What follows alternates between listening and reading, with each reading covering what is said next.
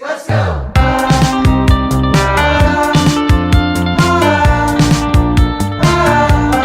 Hi everyone, Framer recently launched Framer Forms and the amount of customization possible is crazy. It's super simple to implement. You can quickly just, drag and drop it from the insert panel and customize it the way you want to, and you can collect all the data through these forms that you wish to collect. In this particular tutorial, we're also going to explore the multi-step form in case you have to create that with the current form builder Framer is providing. So yeah, without further ado, let's just get started. So I have my desktop screen here. To introduce the forms, the form builder here, I'll go to the insert menu, click on it, and go all the way down to forms. And here I'll find the option to add the form builder, which I'm going to drag and drop. Now I already have layout on for my desktop and it's set to center. That's why the form position itself in the center of the frame. And this form, if you see, is completely responsive. So yeah, and you have a lot of options to sort of change also. Now, if you look at the panel here, the layers panel, inside the label wrapper, we have the name and the input. So that is how it is. I'm going to close this right here. And if you see the submit button, by default, you get the primary default option, the loading state, the disable state, success state, and the error state. This is provided to you by Framer itself. So yeah, I don't have to create any of that. All of this is pre-made. Let's try and customize this form a little, starting with the label here. That's a good idea to not change it a lot because it's designed as per, keeping a lot of accessibility rules in mind. But in case you have to, let's just change the typeface here to maybe Poppins. And you can always do that. Change it to the kind of font you're working with and the weight that you're looking forward to. I'm changing that to semi-bold. You can also change the color. These are basic text properties which you can change, and there's nothing new really, so I'm just going to, go back to the previous state because I like this better. And in case of the input field as well, you can have a bunch of options here. Starting with, again, the typeface that you can change. You also have two options for colors. One is the color of the final input text, the one that you'll get in your fill state. So in this case, you can just select it and I'll make it black because the form is white. So black will be better for a fill state. And the placeholder color is the color of, the Jane Smith that's written there. You can always add some fill in here and, match it according to the brand requirement, the brand guidelines that you have. And you can change the radius here, padding here. All of these things are pretty basic, but I'm just playing around here to show you what all is possible. And the fact that you can do it in a pre-made form, that is great. You can customize everything. Now you can also add borders and shadows. Now let's look at the focus state. The idea here is when you click on this input box, it comes into focus. So in that state, how you want it to sort of, appear, you can change that. So I can change the color here, add some border. You can change the border style as well. Or you can, just get rid of the border and add a shadow. So maybe in this case, I want to add a darker fill. So I'm just going with some purple tone here. And I'm going to just reduce the opacity slightly so that when it comes into focus, it sort of, gets highlighted. And you can just copy paste this hex code. And I'm also going to add some shadows here. So I'm just copying the same hex code that I have in case of shadows. And I'm going to make it slightly darker because it's not visible. So let's just adjust all of these and change the X and Y to 1, 1 each. So it's equal. And I'm going to change the blur value and the spread value. Just playing around and seeing what works for me. So yeah, once I have the right numbers, I'm going to select this label. And I'm also going to go and set the overflow settings from hidden to visible so that the shadows are properly visible. And let's just make this desktop screen darker because I somehow feel the form will look better on a darker base. And yeah, it does look better, right? So yeah, I'm going to change that to black. Now let's just make this form more interesting by selecting it and adding a fill. I'm going to add a gradient here, so I'm going to select the gradient option. And let's just, add some darker fill here. A darker gradient here. So I'm just selecting the background color and I'll just randomly adjust this so that it sort of works. It's a lighter but sort of a light to dark sort of a gradient on a very dark background. You can also add some corner radius. I'm adding corner radius of 20 pixels here. So yeah, this font looks better. You can also add borders, shadows, and all of those to sort of elevate the font even further. And now when I sort of play it, you'll see how, it sort of looks. But then I don't like the input field here a lot, and it's also black because we had done that initially. So I'm going to select this input field again, and I'm going to change the focus state. But before, let's just change the color to white. And we'll go back to the focus state now. And I'm going to adjust the shadows here and the fill as well. So starting with the fill, let's just make it darker. And I'm going to reduce the opacity for it to sort of fit in the dark sort of UI. And in case of shadows, I'm also going to make it slightly lighter so it's more visible now. And let's just increase the opacity as well. And just adjust it. These are just UI changes and you can do it the way you want to. I am also adjusting the spread and the blur again as per what I am liking. So yeah, once that is done, let's just go back and we'll zoom out slightly and I'm going to play this. So now the focus state looks pretty. It matches as well. And you see the color here of the text is white now, which looks so much better. So yeah, this is cool. Now what I'm going to do is I'm going to select this input field, go to copy style, and I'm going to select the remaining input fields here, go to paste and paste style. So I don't have to repeat the entire process that I did, but by copy pasting the styles, I have created this very cool effect for all of these input fields. Well, let's just enter some value and enjoy the font that we just made. And it's time for us to edit the submit button now. I'm going to double click on this. It will take me to the component here.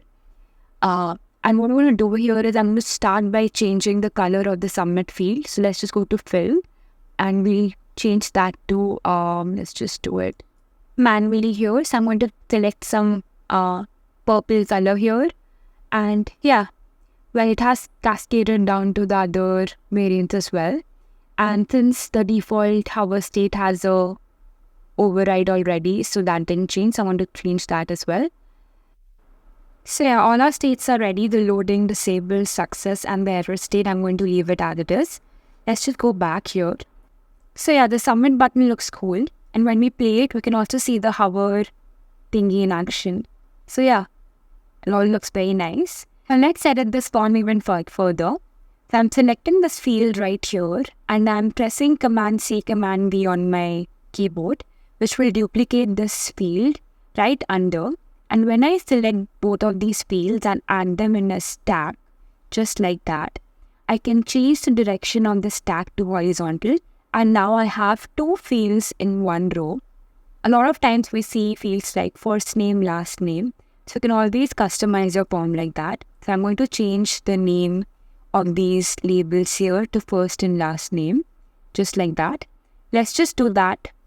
And for the below field as well, I want email and phone number, for example, in the same row. So I can again follow the same steps, add stack, put them in a horizontal direction. You can also change the gap here, for example, 20, 30, whatever. I'm going to go back to 10. And you can change here the label to phone. And I'm going to select this input field again. And here I want to change the type from email to phone number. Now the name that you see here is the name under which the records for this form will be saved for you. So it's important that you change that to a relevant field name as well. Now let's quickly change the placeholder text and make it relevant to the phone number label that we have. So yeah, the form is ready now.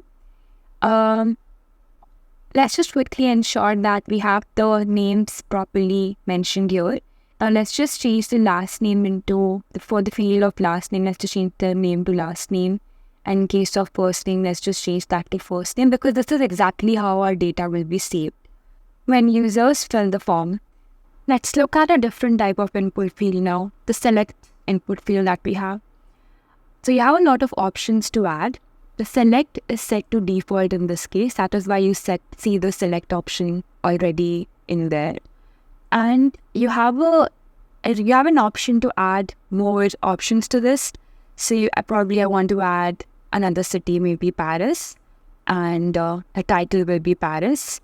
I want this to be enabled and I don't want to set to default. Again, I can add, repeat the same process and add another city, maybe Rome, and set the title to Rome. So I can just keep on adding options, and then there's an option to add a line which will act as a separator when we see these options. Now how this appears is, let's just have a look at it. So when you select this, Amsterdam and Barcelona are separated from Paris and Rome. So this is a very good way of sort of adding separators in your drop-down field. So yeah, this is a very cool feature again. You can add different types of input fields by selecting this form, clicking on this add icon. You get an option to add a text box, checkbox, radio, select. So we already have a text under select input field. Let's just add another one, for example, radio. So once we click on it, we will get something like this. We can add more here. For example, I want to add another text input field. So yeah, this is how we can do it. And by now, I'm guessing you already know the beauty of this form is how easy it is to customize it. So we can always customize the radio buttons, the colors, and how we want it to look, the title. So yeah, we'll just quickly do that, and I'm going to speed this process up. You can change the title here for example, I'm going to just say select your age group, and we can just keep changing these options. So I can do it as per what you like, but in this particular example, I don't want to go ahead with the radio button option. So I'm just going to leave it as it is. And I am also going to show you what happens when you change the input field to date. So it automatically changes into that format where you have to enter a date, and the system date picker is also available when you sort of do it online. Similarly, in case of the time, when you change the input field type to time, this is how it appears with this small icon, and it's clickable and it changes. Get a date picker and a time picker when you select it. So I'm going to select these two input fields again and put them in a stack, change the direction and put it right next to each other. I'm also going to get rid of this radio button option because I don't need it. And let's just use our arrow keys to bring date and time on top of location. Now I'm going to quickly give my form a title. So pressing T on my keyboard, I'm writing personal details. That's the heading here. And I'm also going to change the properties in here. Let's just change the text to enter to match the form, and I'm going to place it right inside of this. So this is not happening from you. Someone just use the layers panel and place it right in. So yeah, I'm going to change the color here slightly, and I'm going to make it maybe purple. I don't know why I went with this purple color initially. Later in the tutorial, I have changed it because it looks really weird. But somehow I have gone ahead with this for now.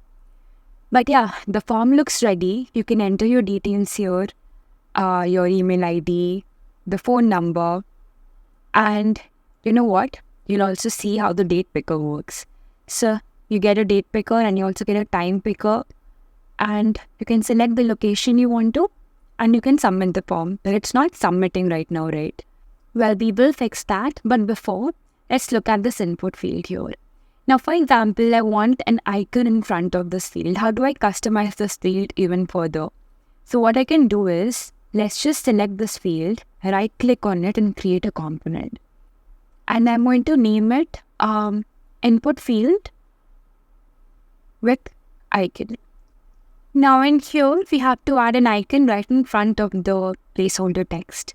So let's just go to our insert menu, go to icons, feather icons, and change this home icon to mail. So I'm going to select mail from here, and that will change it into an mail icon, and also change the dimensions to 16 by 16 pixels.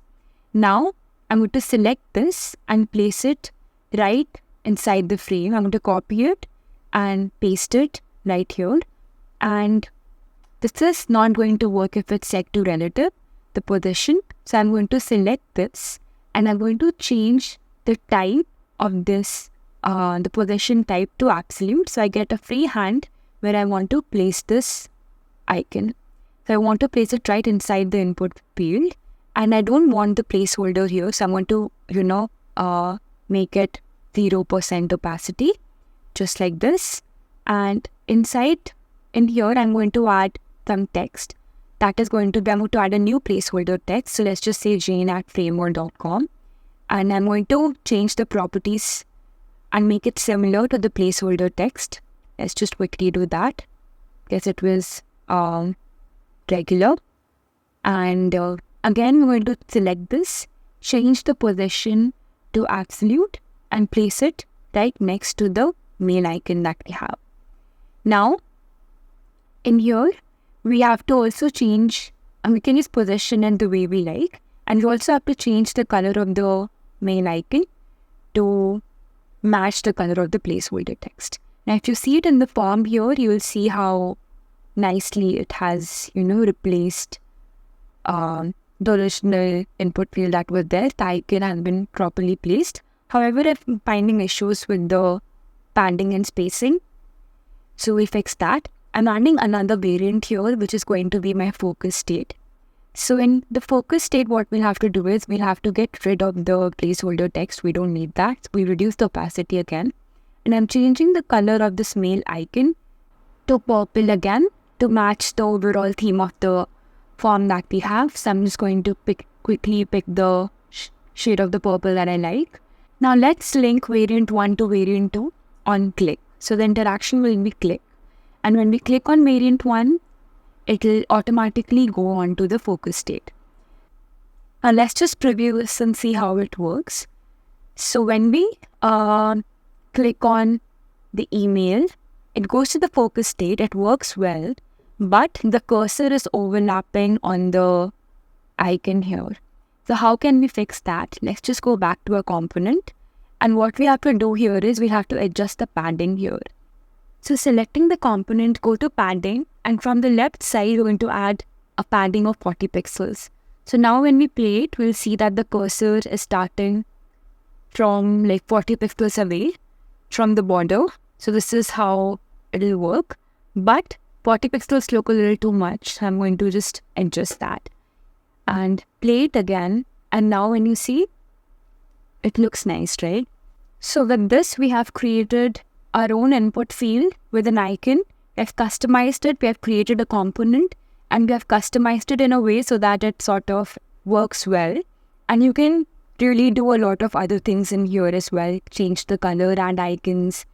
This was just an example, but the idea is to understand how things work, which we have understood.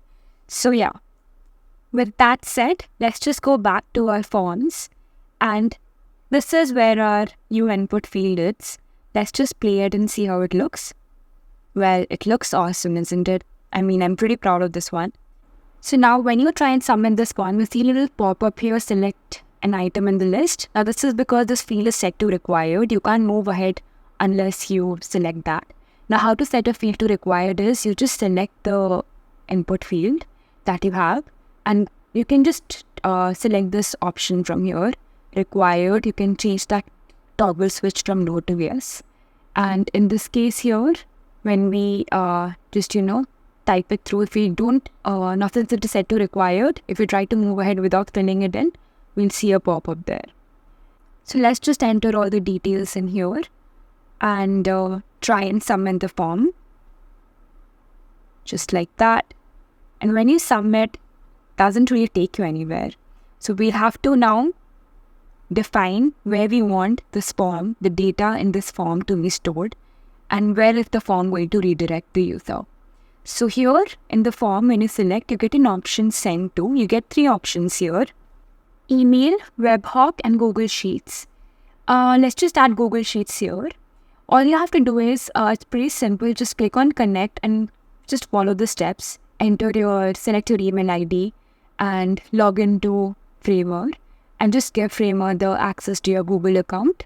And when you open Framer, you'll see that your sheet has already been connected, and you can name it whatever you like. In my case, I'm going to name it as test, and you'll see how the sheet is now connected, and all the data that is collected through this form will be presented to you in a sheet format. You can also enter your email address, where also you can receive the responses. Now, once the user has filled the form, you need to redirect the user to a thank you page or some other page that is more relevant in your context. So on a new page, I'm quickly adding some thank you text with the message, so we can redirect the users onto this page once they have filled the form. And yeah, once this is done, let's just go back to the form, go to redirect, and select the page that we have created just now. So once that is done, let's just close this. And now I'm also going to change this color here for personal details. It looks slightly weird to me. I'm going to bring it back to gray. This looks so much better, right? Now let's just quickly enter the details in the form and check if the redirection to our new thank you page is working or not. So filling in all the details here, the phone, the date picker, entering the time, and submitting the time. Well, yes, it is redirecting us to the thank you page now. This is a dead end in our case, but in a real world scenario, you can always redirect the user to a page that is more actionable. Now coming back to the form here, now say you don't want to redirect the user to a different page, but rather just, give a small thank you message. So for that, what you can do is create a component. I'm going to name it forms. I'm creating this entire form as a component. And when I'm in here, what we can do is, let's just create another variant, and I'm going to get rid of all these details in here. Just like that. And now we have this blank space. I'm going to type T on my keyboard, and with that I'm going to get a text box in which I'm going to write this small thank you message. And since this is set to, distribution is set to start, I'm going to change that to center and align it to center again, so that I have the thank you message right in the center of the box. Let's just change the text property slightly here. I'm going to bring it all the way up to maybe 36 pixels. And I'm also going to copy paste this and write another message right here saying we will get back to you shortly, and quickly adjusting all the text properties here so that it fits inside the box pretty nicely. So yeah, once that is done, once you have adjusted all your text properties and the alignment and everything, all you have to do is connect your variant 1 to variant 2. Here I'm selecting the submit button and connecting it to variant 2 on the interaction of click. I'm also going to select the entire form and connect it to variant 2, and the interaction is going to be, in this case, success. When the form is completed properly, it will take you to the thank you page. That is what it means. Let's just quickly enter all these details here and see how it functions. Selecting the date, time, the location, submit. And here you see the thank you message. So you're no more redirecting the user to a different page. You have the thank you message within here only, along with the form. So yeah, let's just go back here. Now what if you want to create a multi-step form? So with the current setting, this is what I figured out could be done. So I'm creating a stepper here to begin with. I just created a frame. I'm going to give it a nice rounded corner and just duplicate it and put the 3 of these circles in a stack. And I'm going to change the direction here to horizontal. And let's just increase the padding in between these circles, just like that. This is a very quick stepper that we're creating. Nothing very fancy in here. Let's just change the color of these circles. Let's just select the circles. First, let's just put in the numbers to probably begin with. I'm going to write 1, 2, 3 in case this is a 3-step form. Just an example. And I'm going to set the first circle here and change the color to maybe something purple. Let's just pick it up from here only. from the submit button, and I'm changing the color slightly manually to get the right purple. And just watch me quickly, edit these circles. I'm just bringing in some UI changes in here, and yeah, you can just have a look at it and follow along the process.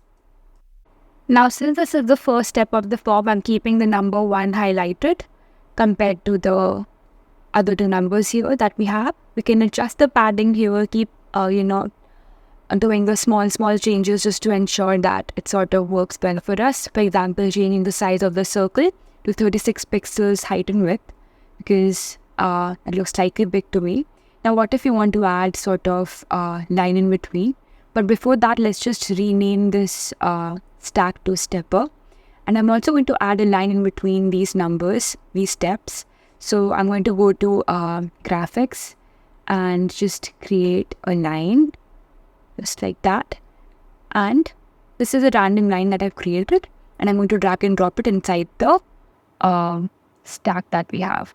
Now we can adjust the padding again, but before that, let's just copy paste this line, only the line, not the entire frame, so that we get these 2 lines, and we can just use our arrow keys to adjust the position inside the stack and adjust the padding overall, the gap overall. So yeah, the stepper is ready, and so this is the first step in our multi-step form, and we need to move to the second step now. Now, with the current form builder that we have, the best sort of solution that I could come up with to create a multi-step form was this that I'm going to do. If there are further updates on how on creating multi-step forms from Framer, we'll definitely create a different tutorial. But for now, with the current setting, what we're going to do here is I'm going to select this entire form that we have just created, and I'm going to copy this and go to pages here, go to the second page, and get rid of this text here because we don't need that anymore, and paste this form right here. Now we need to adjust the position here, so I'm going to go to desktop, turn on the layout option, and set the distribution to center, just like that. Now, to ensure it matches our previous page, let's just go back to home. See, I'm going to copy the hex code from here and also check the padding. That is 36 pixels. So let's just go back here. Set the desktop, change the gap to 36 pixels, and the color to the same hex code that we have on our first page. Now we can't edit the same form right here because this is a component, and if we change things here, it's also going to change things on our first page. So we can't do that. So we'll have to go back to the form builder, insert a new form, and ensure that it matches the style of our previous form that we have made. So I'm going to adjust the width here and change it to 423, just like that, the width that we have for the first one. And also changing things like the color or the style of the input field. So I'm going to copy the style here and paste it right here. You can also use Shift Command C to copy and Shift Command V to paste. Those are the shortcut keys. And I'm going to do that for the rest of the input fields as well. Paste the style. Now, let's just quickly change the labels here. So I'm calling the first one college and the second one degree. I'm just giving these random labels, and I'm also getting rid of the third input field here just to make the form short. And we'll also have to edit the, the style of the form here. So I'm going to copy this again, copy style, and paste here, just like that. So it didn't happen because we can't copy it from here. We'll have to go to the components. So I have to copy things from here, Shift Command C, and paste here, Shift Command V, just like that. So once that is done, let's just go to the submit button. So double clicking on the submit button here and changing the colors. But before that, let's just go to the first submit button right here. I'm going to copy the hex code, the exact same hex code that we have. So let's just copy this and just go back here and quickly paste it right here in the fill, which will cascade down to all the other button states that we have. And let's just quickly change the hover state as well. I'm going to just copy it from here and give it a darker shade. And once that is done, let's just quickly add the, let's just select the submit button and add the form state. So for incomplete, we will show the disabled state for the button, just like how we are doing it for the first form. So once all of these things are set, let's just reposition and bring the second form on top. From the first form, we need to, let's just go into the component here, and I'm going to copy the personal details heading and paste it right inside the form. Let's use our arrow keys to bring it to the top of the form, and let's just call it educational details, just like that. So now we don't really need this form anymore. So I'm going to get rid of this by deleting it. Now this will automatically put this form in the center, which I don't want. So let's just let the desktop set the distribution to start, and padding from top, let's just add a padding of around 100 pixels. Now this will set the position of the form here. We'll do that for the first form as well. Go to desktop and turn the distribution to center and change the padding to 100 pixels from top. So our form will be aligned in both the cases. So let's go back to the second form here, and I'm going to activate the second step here because it's the second step. So using my arrow keys, I'm bringing the highlighted circle here and changing the numbers here quickly. So changing this to 1, and yeah, so our second form is all set, it's ready. Now what we can do is, let's just go back to our main page here, the first form, and ensure it gets redirected to our second form. So we don't need this thank you page anymore. So let's just remove that and go to select this form, and in redirect, let's just select page. So let's just not call it page. I want to call it form. So we can't rename it from here. So going back to pages and selecting this page here and calling it form 2. So let's go back to one page again and see how this works. So let's just quickly enter all these details in here. And when we finally click on submit, it takes us to the step 2 of the form. So yeah, this is how you can create a multi-step form. Let's just go back here, and I want to edit a few details. For example, this was just a placeholder text, but I want to, change it to maybe enter your college name or something, so it becomes more relevant. And even for the second input field that we have, we need to change the placeholder text here. Let's just change it to something like enter your degree. So I'll just type that in, and we'll change the input field to text area. Oh, when I did not change the placeholder, I changed the name to enter your degree. I think we should call it college address instead of degree, because we have a text area sort of an input field, and the placeholder can be enter your college address, just that. So it becomes a little more relevant in our case. And let's change the label here to from degree to college address. So we're not creating a third step for this tutorial. We'll have to figure out where the submit button will take the user. So let's just repeat the thing that we did for our first form. I'm going to create a component of this for this frame. I'm going to click on create component and call it form create. And let's just add another variant here. Follow the same steps.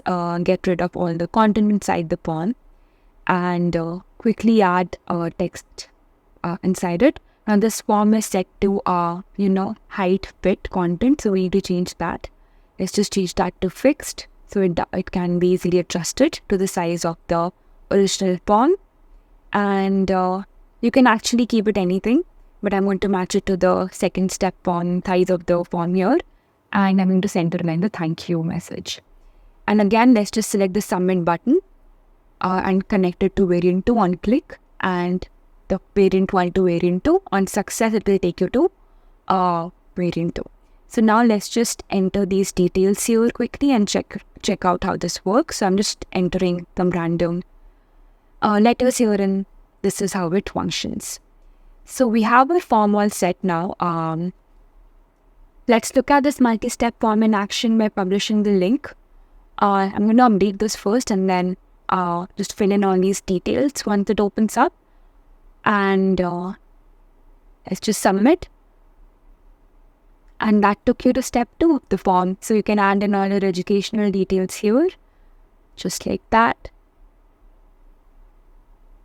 Pretty simple, right? And you have your thank you message right there. So yeah, you just created your very own multi-step form. Well, we did forget a very crucial step in the process. So let's just go back here, select the form 2 and go all the way to send to. And we need to add the email address here where we want to receive the responses, and also adding Google Sheets here. I'm going to add a sheet. I'm going to just quickly call it somewhere around test again. Let's just call it test. I should have named it something else, but I just ended up calling it test again. And now when we publish it, let's just update the link.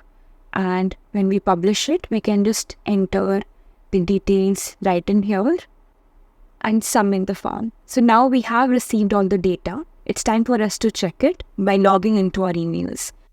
So let's switch to gmail.com, just like that. So here you can see I have received 2 different responses. So one is for the form 1 and one is for the form 2. It's great because it sort of divides these 2 information into 2 parts, because those were 2 different forms, 2 different steps in a multi-step form. And I've also received this data in my Google Sheet, so we'll check that quickly now. So all the data is properly mentioned here, so you can see all the names as titles in this Google Sheet. That way it was important to name it properly. And on a separate sheet, I also have the input for the second form that we had. I can always combine these 2 if required, but in this process, we get it separately. So yeah, that is how you can create a multi-step form using Framer's current form builder. For further help on this, you can go to forms.supply by Framer. In here, you will find a bunch of different type of forms, the remix links for those forms, such as basic, components, success states, loading form, all of these things. You can always explore and learn from here. Well, that was it for this tutorial. I hope you found this helpful and learned something new today. Thank you so much for watching, and see you next time.